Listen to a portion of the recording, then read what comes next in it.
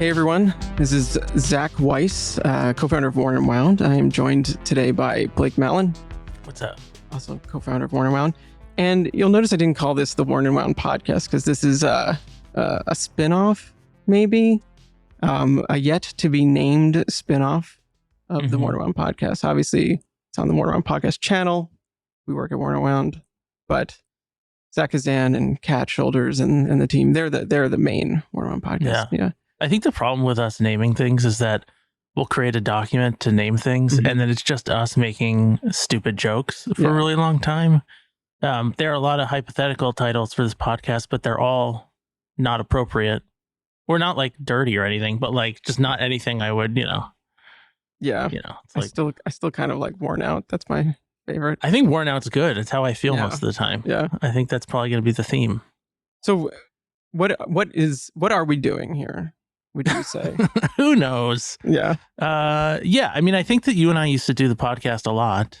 I mean, you're on the podcast plenty now, but I'm never on the podcast, despite many attempts to ask to be on the podcast. Thanks, Kat. Thanks, Zach Kazan. Wow. Just the worst. No, but I mean, like, I think I kind of miss doing a podcast with you, and I think we have fun conversations, and I think you and I both kind of came to the same thought, sort of maybe from different angles. And I think seems like simultaneously you really want to start having like not more honest conversations, but maybe just like peel back the curtain a little bit, maybe kind of like provide a little bit more commentary based on our experience in the industry, which at this point is in the teens of years. So I think that's like, you get to call yourself a veteran at that point. Yeah. Well, so so I think that's sort of the impetus for the podcast. Yeah, no, for sure. Yeah. It's funny to think that when we started this, it was you, me, and Ilya in an office, and that was the entire company in Brooklyn at the time. There was more people, but that was it. So we just recorded them all. Yeah. And it was a lot to do. Yeah. But as things have gone on, progressed, new people have joined, and I don't know half of what's going on most of the time. I mean, really. Yeah. Well, now you have to run the company. Yeah. It's pretty cool. Yeah. Blake does that. Blake's the CEO. Yeah. And he actually deals with running the company and the nitty gritty. I don't know. The dirty side. It's not dirty. You know what it is? It's like this weird combination of being involved in everything, but then not actually doing anything. I joke with everybody that like I don't really do anything anymore, which is obviously not true. Like I'm involved in a lot of things and I have a lot of conversations, but that's kind of what my job a lot of times is boiled down to, is like conversations, talking to people, making sure projects are getting done and talking about bigger picture decisions and reporting to you and James. I also like, not that we need to talk about what I do at Warner Wound, but I will. I also like to be sort of a free agent to work on stuff. So when like a project, if someone's like, oh man, like we're really struggling with like project managing within this department, or like we really need to have a better solution for like tracking data and reporting out for this department, like I can stop what I'm doing for an extended period of time and carve out time every day to do that. So that is sort of what my job is. It's like a lot of meetings and then the occasional just kind of like put your head down and get something done for someone else. Yeah. I think that's what a CEO does. I don't know. Who knows? CEOs are usually portrayed in film and TV as just some, schmuck with a cup of coffee. Yeah. And like fancy cars and lavish trips, which is not the life that we live. Mazda's not a fancy car. No, it has a giant gash in the side of it. So, well, I think I might have also just thought of a potential name. Giant gash. Wow. Behind the Springs. Wow. Yeah. That sounds like a good title, or like a really shitty like first watch blog from like 1996 or something. Yeah, not like Warner Wound. Look, Warner Wound's pretty good. Yeah, Warner Wound's pretty good. But yeah, as you alluded, we've been around for 13 years now, and we're not. The point of this is not just to talk about new releases and things like that. And we probably won't touch on them unless whatever, particularly inspired by something. We have plenty of coverage of all of that. It's more a little bit about what it's like to do this and this side of the business that maybe we have some insight on. Yeah. And I think that, like, not to jump ahead in sort of the sort of outline we'd put together, but I think a big part of what kind of got us collectively thinking about this too is just that commentary on the watch industry and watch media at large has become so much more common, and there's just a lot more takes out there on the internet, which, hot takeaway, and like don't want to stop anybody from doing that, but there is also, I think, sometimes like a real lack of perspective. Sometimes, I don't want to say a lot, but like sometimes there can be, or just sort of like a lack of background information. And I don't even hold anyone, I'm not saying that's a bad thing. I mean, I think it's kind of interesting that the space has gotten big enough that there are people sort of talking about the internal workings of it. And, they're just, doing their best to sort of talk about the topics at hand with the information they have. But I think we have a unique perspective, and, I think we could comment on some of that stuff in an interesting way. And I mean, I think it's something that, more and more we hear it, just as I think the industry has grown and there's a lot more players now than there were when we first got into this, and not just the media space, but just, retail space and social media space, all that kind of stuff. A lot of people like to tell other people what it's like to do what we do, but they haven't done it. Yeah. And that's always been a little bit of a sore spot. I think not just for us, but for other, colleagues in the media space, whether it's a comment saying, oh, this is sponsored because it's positive, which it isn't unless it says it's sponsored, to like, oh, well, you're just making your money doing X, Y, and Z kind of a thing. Or like, it can be irritating, but it's also, well, we never really talk about it. So, yeah, I mean, I think it's not really in our nature to necessarily just like go on about that stuff. But I think it could be interesting. Like, I don't think that our nature is always the right thing. But yeah, and I also think that people, and this is true about so much in life, like people really want to paint a much rosier picture of things than is actually the case. And that's not to say like everything's bad, but everything's complicated. Yeah. It's never as simple as someone wants you to make it out to be. Well, it's like on one hand rosy, and then it's like the dark side of rosy. It's like, oh, well, big fancy trips and fancy dinners. It's like, because you sold out, right? And it's like, well, it's also, we talk about this all the time. We work on a project and we release it like a limited edition or whatever. And so often, like the trials and tribulations that go into making that product, as the insider of it, like you get so frustrated, or it almost taints the project so that you're not nearly as excited or enthused by it when it actually launches. And I think that's something that like a lot of people don't talk about, collaborative projects have been such a huge part of the business over the last like 5 to 10 years. And every time one launches, I think the public facing story is like, we met and we clicked and we talked about this project and we had the same perspective the whole time. And then it came out and it's the best. And it's like, that's not always how it goes, No. No. They're also a lot of work too. Yeah. For both us and the brands. Yeah. Involved. So we've told our origin story a few times, but I think I'd like to go back and not talk, we've said, oh, we hung out on a couch and we drank beers and we played video games, and we started this because we wanted something more kind of productive to do, and we had an interest in watches. That's all very true. But then there was like, what happened next kind of a thing. And something you and I talk about, and this leads into, just what we were kind of talking about of the realities of running this. We had no plan, and we never really got particularly good advice from anybody on how to do this. No. Well, there are some pieces of advice that we got, but it was always just like very mundane, not mundane, but like, I don't know, we can get into it more later, but it's always like tried and true business advice. Sometimes is accurate. But anyway, literal stuff, like we didn't know how to set up an LLC. No, for sure. But I just like, but I mean the roadmap for like running a media company, like, so we started as a blog, right? And that was it. So the first year we were just morningwound.com and we were writing posts.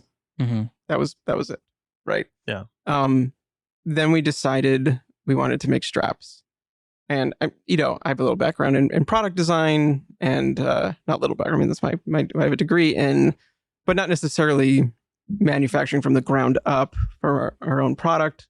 And then James has a product management background. So we started that, and that was an interesting at the time. At the time, and it's so funny to think back because the landscape was so different. I think that's something that people maybe don't realize right now. Like, there are so many really good strap stores now. There 12 years ago, I guess, there were not. There was a handful of them with largely the same product, and it was all catering towards Panerai, Bell, and Ross. Yep. Month or two before we launched, Hodinkee launched because they saw the same exact opening. And I think that sort of kicked off, like, not to be arrogant, the two of us and them kicked off like strapping like accessories as like a big part of this industry, making watch rolls and boxes and all that stuff. Like, it was a side thought. You couldn't even necessarily buy the strap or the watch you just bought from the brand you just bought it from. Like, they didn't have their own. Oh yeah. Like, it's kind of crazy. Figuring that all out, sourcing the materials, we wanted to focus on leather, on American manufacturing. Yeah, it was, I could talk about, so I used to like take really, really, really long lunch breaks at my the last job I had, which was part of when I realized I really had to move on because I was going up to the 40s in Manhattan, like the garment district. I was like, yeah, not fine. Garment district to talk to manufacturers and look at watch straps with them, show them the watch straps, and then look at samples and look at dyes and look at all this other stuff because they hadn't made it before. And they were all very confident they could, but then we'd get a sample back and it'd be like 17 millimeters or 20.5. And we're like, no, it has to be kind of the number. And it was very hard. We had some pretty big disasters. Yeah. I think our first run of straps, I feel like we made them out of like Chrome XL and like a tan Chrome XL. And I remember getting them and they were just all marred and scarred. And they must have just like in the process of making them had to kind of like manhandle the product a bunch because they hadn't made it before. And they took months longer to make than they said they would. Yeah. It was like a never ending thing.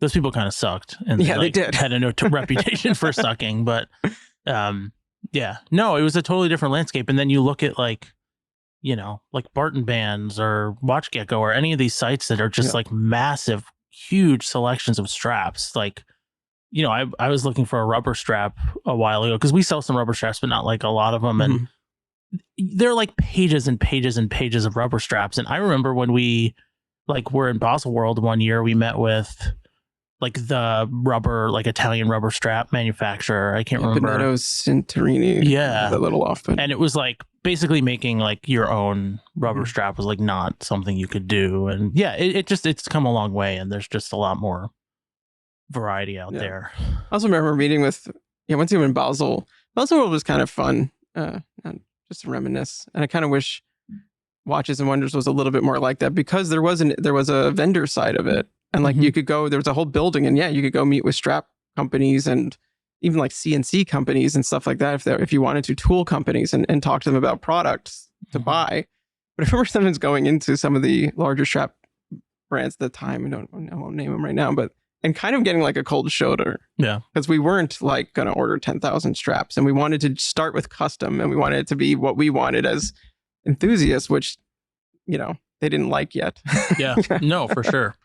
Yeah, no, it was, you got a lot of like closed doors at that time, but I mean, we got that a lot in the beginning anyway. I mean, I think there was a lot of, again, we probably talked about this a lot, but just like the stigma around watch blogs and, because we really leaned into like the affordability of it all. And like, I don't regret using the word affordable really heavy handedly at the beginning because that's what it was about, but it became very clear that like that was a dirty word. Yeah. And, it became something that we had to kind of overcome and really like, and I don't think we even really have yet. I think there's still some people who don't think of us as like a blog or an editorial outlet or a store that sells things or talks about things over a certain price point, but back then it was like particularly like, oh, you talk about cheap watches basically. Yeah. There was no, I mean, the micro brand watch scene was not a fraction of what it is now. No, it was just starting. Yeah. And there was, admittedly, a huge difference in the quality than we're seeing now. Yeah. We actually, I skipped the wrist check. It's just reminding me of the wrist check. We're so over it. We're so over it. But what are you wearing? I'm wearing the Citizen Aqualand. Cool. Recently stole one of these from the warehouse, as I want to do. Yeah. Fun fact, like spend like a decade or so eating shit, building a company, and then one day you get to walk into the warehouse and take whatever you want. But yeah, it's Aqualand. We still pay for it. Yeah, no, I'm still paying for it, and Yeah. But yeah, no, it's pretty cool. I like it. It's like a really fun watch to wear. I think it's got one of those like really chunky rubber straps on it with like the ribs on it and everything. Yeah, for expanding. Which I like. But my only beef would be the buckle's big. It kind of reminds me of those giant Panerai buckles from back in the day. Yeah. Pre-V. Yeah, it could have been a little bit more like svelte. Yeah. What are you wearing? I have the Christopher Ward C60 Trident Lumiere on, which is in for review, which I'm writing about, which is what I had just said about the quality kind of changing in the industry. Yeah. This reminded me of that statement because, I mean, read in my review, and I don't want to like overly, I don't know. I feel like I already overly flattered Christopher Ward a bit, but I'm continuously like very impressed by what they're doing, and especially they like feel like they hit like a crescendo in the last couple of years, starting with the Bel Canto, but like they just what they're doing now for around $2,000 was $7,000 when we started. The quality on this thing is superb. The engineering, it's really fantastic. I mean, maybe you could have gotten something like this from Sin at the time, but basically brands that were super engineering focused and incredibly niche. Yeah, but not even with like that degree of like refined case finishing and stuff. Or like, frankly, this is aestheticized. Yeah, yeah. I don't think you would have gotten that then. I mean, I think they've clearly, talking to Mike France, the CEO there, like they've clearly invested a lot of time and energy into, one, just developing a really incredible company, but he talked to us a lot when we were in London last year was it last year or this year? It was this year. It was spring. For the British Watch and Clock Makers Fair. Okay. Yeah, I can't. I'm very bad with names. Just how much they've invested in like machining, like getting machine finishing, and sort of like getting machine finishing up to a standard that looks like hand finishing or like fine watchmaking and things like that. And it's like really paying off. Yeah. And what they're able to do. It's pretty wild. Yeah, it's wild, and it's like, to this idea of like affordable in the watch industry, where affordable is a dirty word, but it's also really skewed towards the watch industry, because only in a luxury industry is something that's a few $1,000s affordable. It's not affordable at all. No, it's quite a ridiculous thing to think about spending money on. But I do it all the time, sadly. But yeah, I mean, remember, we felt really kind of challenged back then by people because they said there wasn't really good watches. There weren't under 5K. There was literally one day when somebody said that to us at Red Bar. Was there isn't a good watch under 5K. Yeah, which is funny because like that something like that would be said at Red Bar, because I feel like more often than not, like it's a pretty democratic space. Like there's more, but there's always snobs in every room. You know what I mean? But it's very different. I mean, Tudor wasn't doing their thing. It was just it was sort of a different world. But But yeah, now maybe where I was really getting at with all this, we covered the industry at whole, but I think I still get more excited by a $2,000 watch than I'm really impressed by. I'm not impressed by a $10,000 watch. Something's really wrong. Yeah. You know what I mean? And so it's like not even about that anymore. It's like, it's not surprising, Yeah. I really don't think price matters in terms of what's going to get you excited and like jazzed about a watch. I think I don't buy a ton of watches at this point, but like the Laurier Hydra I have right now, like I love wearing that watch, like the Zulu, like the blacked out version of it. Yeah. And really cool watch, like, a sub $500 watch, and I like wearing that just as much as I like wearing my Polar Explorer, or like any number of other things. Yeah. But the fit and finish they're getting at that price point now, it's like there just used to be more of a noticeable difference, and now it's really the lines are blurred, and that makes it so much more fun to cover that while covering everything else. Yeah, for sure. Whatever. This is what this podcast is going to be like. A lot of rambling. Just two dudes talking. Just two dudes talking about biz. Yeah. So where I wanted to sort of lead this conversation, which I haven't done a very good job of yet, though, is a little bit time sensitive. It's a little relevant to where we are in the year. Okay. Because one of the things we did early on that once again was not something that we had any instruction on, any help on really, and was probably had we asked if people probably would have told us was a bad idea, was launch a watch fair called Windup Watch Fair. Yeah, big mistake.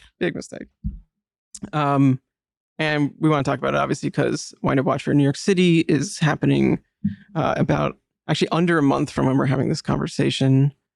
A couple of weeks from when you're probably listening to this, October 18th through 20th. And the New York Watch Fair this year is a whole new animal. It's a whole new beast. I almost feel like we are not quite starting over again, but we're launching like a whole new concept almost, in a sense. Yeah, I mean, I'm excited to see what it feels like in person. Yeah. So, yeah, I mean, it's by far the biggest fair we've ever done.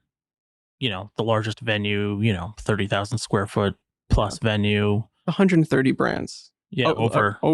Yeah. With 16 countries represented, which I think is kind of cool. It's very cool. Yeah. No, it's crazy. And yeah, I mean, watch events is something that there's a lot of bizarre takes and misinformation and misunderstandings out in the world about that we can get into if we want to. But yeah, go for it. Yeah, no, I mean, it's been really great growing it. I think, I would like to think that Windup is a pretty like essential thing in the watch community at this point, which is, credit to the team and for building something really great, but also, more credit to the community for allowing it to be what it is. Like we're not making it as big as it is unless there's demand for it and unless people show up. So it's like, I think that's, a real testament to like where the community is. We were writing the post sort of announcing it, and we were trying to be a little bit more sort of like introspective, or at least I was. And yeah, I mean, I think that there's certain, and I don't mean this, I'm not being disingenuous, like I'm not trying to be like flowery, but like I think that what Windup has become like is something that people in our community should feel proud about.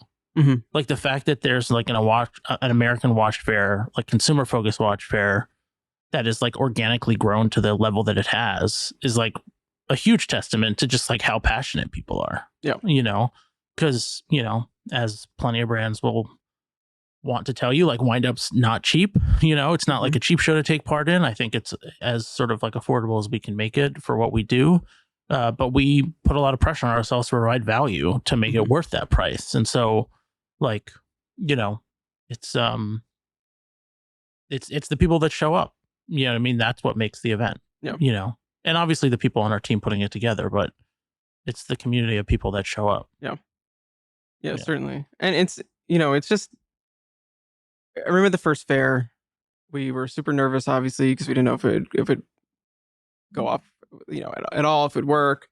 Brands that joined that, thanks to all the original crew, 15 brands, something like that, many of which will be at the fair this year too. Yeah. For believing in it back then and wanting to support it, because nobody had done it.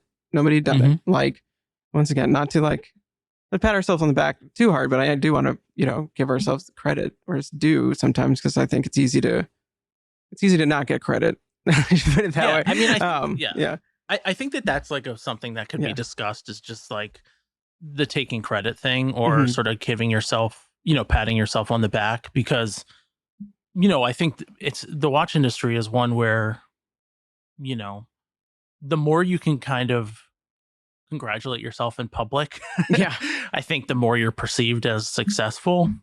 And I think part of, what we've sort of faced in sort of growing the business and helping people appreciate like the scale that we're at now is that we don't do a lot of like the self-congratulatory stuff. No. And so I think that if you're not doing that, oftentimes I don't think people really hear about it. You know what I mean?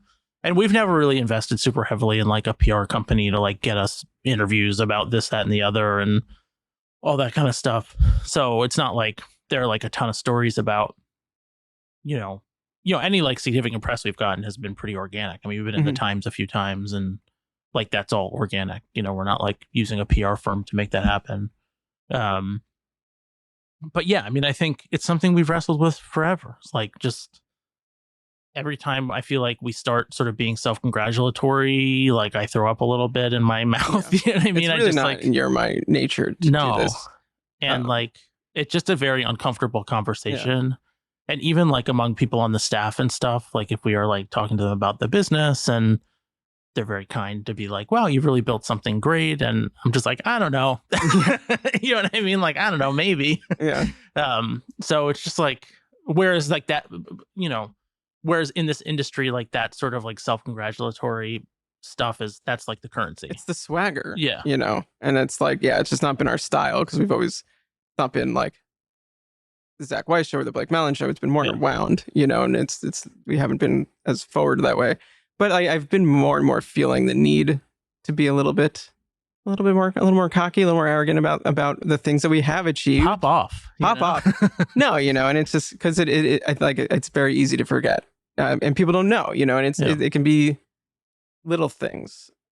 Sometimes I think about, I remember when I decided to break up my watch reviews into certain chapters, and then that became the way everybody broke them up into certain chapters. Or, we were shooting videos on YouTube well before almost anyone, said we took a break, which was one of our biggest mistakes. But we also had a blog to run. We also had a store to kick up. We also had a watch fair. So, sometimes who knew videos hard? Who knew videos hard? Yeah. And running a business and all that other stuff. But I feel like Windup Watch Fair is something that it's you can pinpoint when it happened, obviously, and you can see anything that has followed.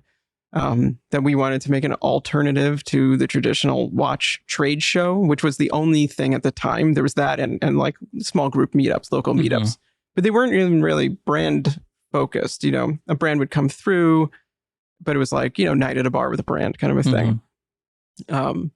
And yeah, I mean, I feel like we established the style, the tenor, the way to run an enthusiast event. And now there's many of them, and there are a few others. There's one going on in Canada, maybe while we speak. I don't know. It's very soon. I think it's happening very soon. Yeah. Yeah. And it's a similar kind of thing. It's 20 to 40 brands in a room sort of a thing. And many of the brands are brands that are at Windup too, because they also learned how great of an experience these can be and started building that into their business plan. But with this new one, it's 130 brands. I think we're crossing a threshold from not just an enthusiast and consumer focused event, but to like a new model of what a watch.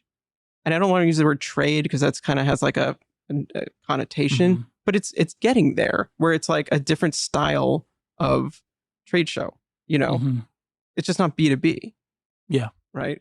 Yeah, it's not, but it also is. Yeah. And I think, it's interesting to do windups now and have various publications sort of publish stories about the brands that are there with like, photographs taken at the fair. Like it's clearly a place where like media is being introduced to watch product for the first time. Brands are releasing product around Windup all the time. I mean, yeah, it definitely has become, I think, something a little bit different than what we sort of had like gone out to build initially. Yeah, and I'm like I said, I think that like intellectually, I understand that it'll be different and it'll feel like something bigger, but I almost can't like really wrap my head around it until we're in the space, Yeah. Well, it's almost 10 times the size of the original. Yeah. It's yeah. How many people were at the first? I thought 12. 15. So I'm always between 12 and 15. We can count that. Yeah. I mean, Windup this year, I was thinking about it, is like just Windup New York this year, like the money in, money out, just like the size of it financially is the size of our business several years ago. Yeah. And like, which is crazy. Yeah. Really crazy. Yeah. I mean, I remember a few years ago before we really started like expanding our staff, like having a fair that was like 35 brands was like big, Yeah. So yeah, I'm excited to do it. Also, I think, you talked about Basel World before, I've always been like an advocate for Baselworld, and I'm bummed that it's gone. Like, not necessarily their business practices, but just the fact that it existed. And I feel like it went away, and the industry kind of let that happen. And obviously, Watches and Wonders exists, but it's a completely different thing. And again, we've talked about this on podcasts in the past, maybe not so recently, but one of the best parts about Windup or about Baselworld was going to Hall 2 and Hall 3 and just like getting to see, it was more like a Windup in some respects. It was just like many brands sort of crammed into a smaller space.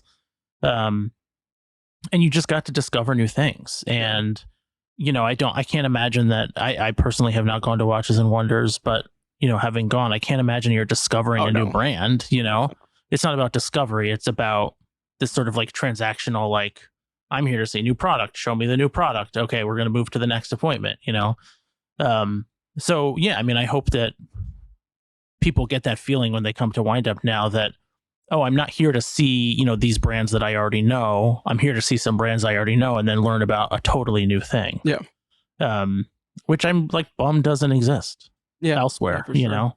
Yeah. And I wish I could go back in time with like my knowledge I have now and level of interest in watches, that I have this moment back to when we first went to Baselworld, because, you know, there was like the whole palace, I think they called it, which was like a tent structure outside, which had all of the independents of the day. And like, you know, we did go in there, but it wasn't our primary, it wasn't our main, you know, stop, because we were covering, all these other brands that just fit, frankly, more into our wheelhouse at the time.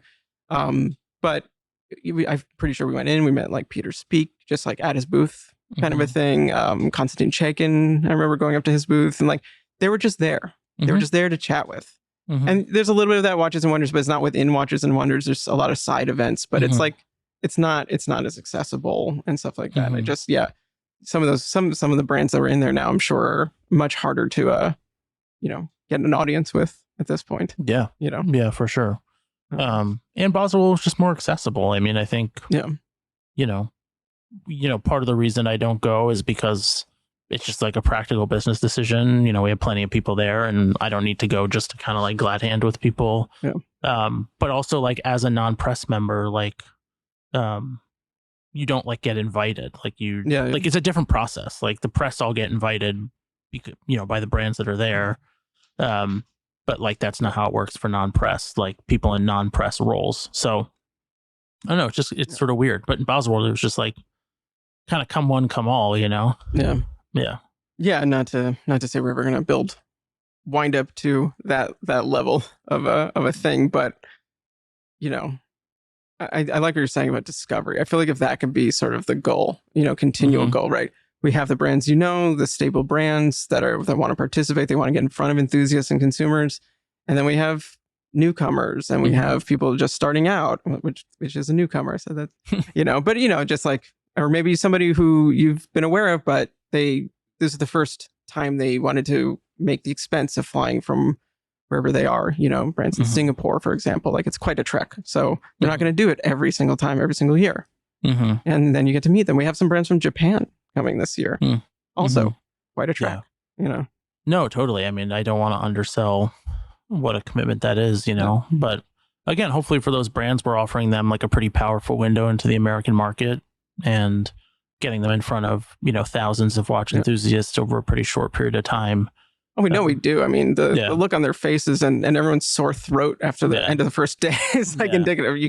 You talk so much to so many people who are just incredibly excited to look at everything you have. I mean, no, it's kind of, it's like, there's an element of it that just feels kind of bizarre that it even exists. That there are that many people who, you know, care so much about watches. It's very cool. So very much looking forward to this New York.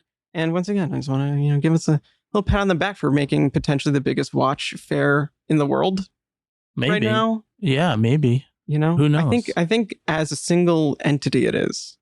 Yeah, probably. Because I don't know if you can count all the brands that exhibit in Geneva at the time of of Watches and Wonders. Yeah. But I don't know if even it's 130. It could be.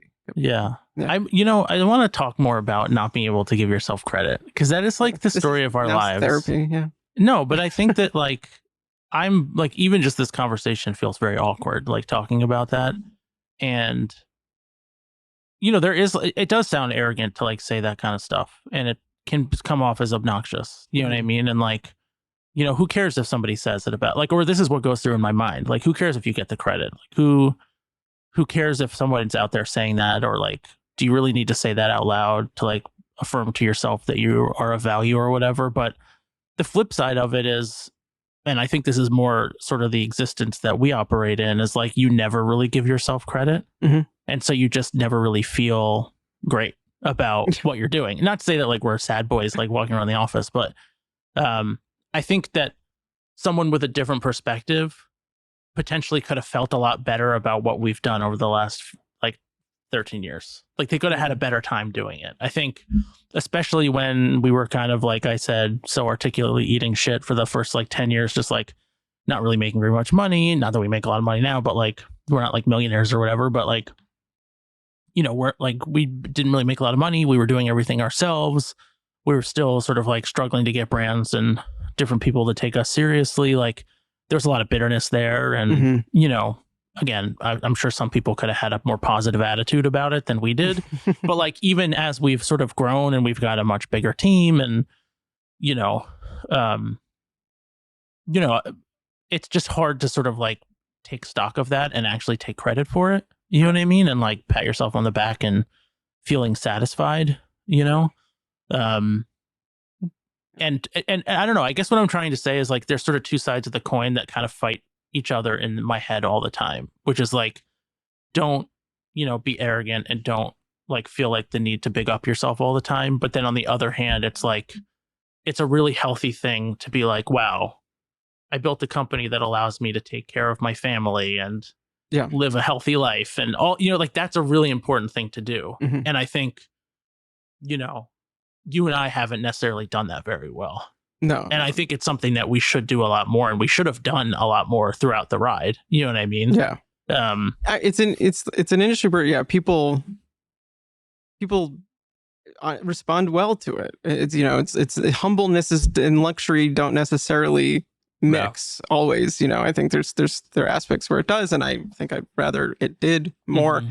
But yeah, if we were walking around saying, we have the best website a little more, and going up to brands like, you want to be on the best website? Well, you have to come to Worn and Wound. Yeah. Like, I honestly think we might have gotten a little further, a little faster. Yeah. Yeah. Yeah. No, totally. I just can't do that. And like, no, I feel like I'm the best one. I just like, I can't say that kind of crap with a straight face. But yeah, in the comfort of our podcasting, just between you and me, yeah, and everyone listening, yeah. No, I mean, we, Worn and Wound, pretty good. Pretty good. Pretty good. There we go. Good. We've come so far. Worn and Wound, pretty good. That's a good. Maybe that's the title of the podcast. It's so funny though, like the different, like, our trademark, our slogan is experience enthusiasm. It's not the ultimate place to come experience watches and watch enthusiasm and watch. It's like, but that's everyone else. Yeah. No, it's true. I mean. But good for them. I mean, they're playing the game, and it's like, I don't begrudge anybody for sort of approaching that stuff that way. Yeah. It's the same thing with the watches themselves, the brands. I mean, how many brands did like the first automatic watch? I've lost track at this time. Yeah. No, for sure. Yeah.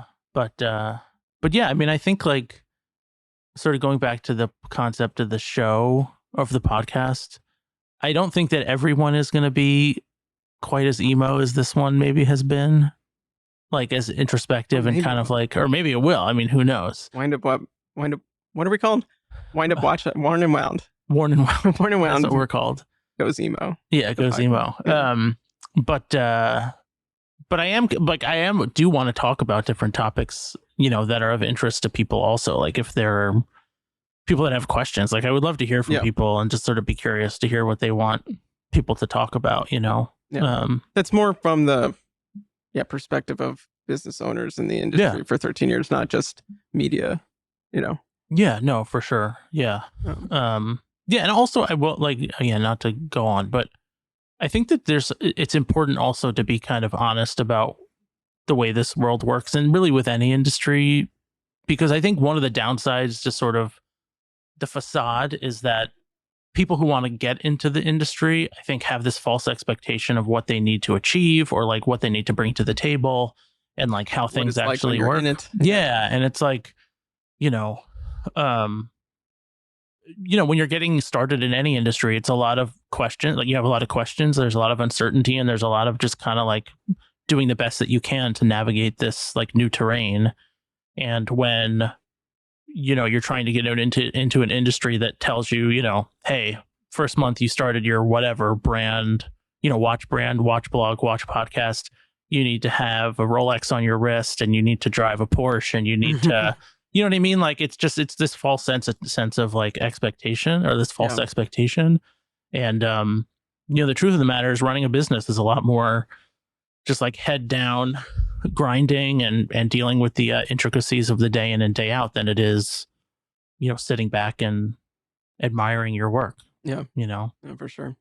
There's something that you and I often talk about when we see people pop up in this industry, and we have for a while. And like, it's the like, oh, how long is it going to be until the reality of this hits them? Because it can be very exciting when you get invited to your first few press events, or brand shows you some attention, kind of a thing. And they want to give you attention because you'll give them attention. Good luck getting paid. You know what I mean? It really, it's a hurdle. Making this a functional business, maybe that's the next episode, the ups and downs of, but it's like, it was really hard. It was really, really hard. It took us a long time. And, I don't know, there's some statistic with like all businesses, like only X% make it past 5 years and whatever. I think it's less watch industry, No, for sure. I mean, I think, and there's two sides to that too. It's like, I think there are people who come into the watch industry seeing like the opulence and thinking that it's like a get rich quick scheme, or like there's just like a ton of like money just like flowing freely all over the place. And that's not true. And I think there's sort of like a harsh reality to that. But then I think there are also people who are getting into it in a well-meaning way and can, I don't want to go as far as say like get taken advantage of, but like, I think, it's an attention economy. You know what I mean? And I think like sometimes it can be hard when you're starting out and like the attention economy works for you because you want the attention, you want the validation, and you want the credential. But then eventually it needs to turn into like a money economy for you. And it doesn't always, you know, and I think that people sometimes can also, when you start to really try to make it a business and sort of push for that side of things, to be like, oh, I thought it wasn't about that. You know what I mean? Like, and they kind of look at you funny a little bit. But yeah, I mean, I think there are well-intentioned and not so well-intentioned people who try to get into the industry. And I think it can be sort of an awakening either way when like reality sets in a little bit. Yeah, when you need health insurance. Yeah. Please. Spoken from experience there. Yeah. Let me tell you. You want to have a whole podcast about health insurance? It can go to hell. I'm not a fan. Yeah. Well. Yeah. Probably won't share that anecdote on the podcast, but yeah. Well, I feel like maybe that's a good place to wrap up this first episode of yet to be named podcast. I think if we, comment below. Worn out. How do you feel about worn out? Yeah. I don't want there to be a negative connotation. I don't want people to think it's part of our self-deprecating humor, right? It's true. It's true. I'm so conflicted about myself. I just feel like, if I embrace the sort of the worn outness of it, I feel like I'm being too negative. But then if I'm too positive, I'm just like, you jerk, That's what it's the best show on WFMU. That's it's the greatest name because it's also very sarcastic. Yeah. It's also incredibly popular, but this is the best watch podcast for this. So fun fact, Tom Sharpling, the host of the best show, which they don't do anymore, right? It's on Instagram. I don't know if they do it anymore, but they have an Instagram. He wrote like the new Billy Joel song that you hear. I don't know if you hear it on the radio, but like Turn the Lights Back On, I think is what it's called. I can't remember what the name of the song is, but he wrote it. Wow. Like he's writing songs for Billy Joel. Who knew? Wild. Yeah, that's really a weird wild. Tangent. Go check out the best show WFMU. It's very funny. And all right. Well, we'll see you next time, or hear you. You'll hear us next time. Yeah. No seeing involved. All right. Bye.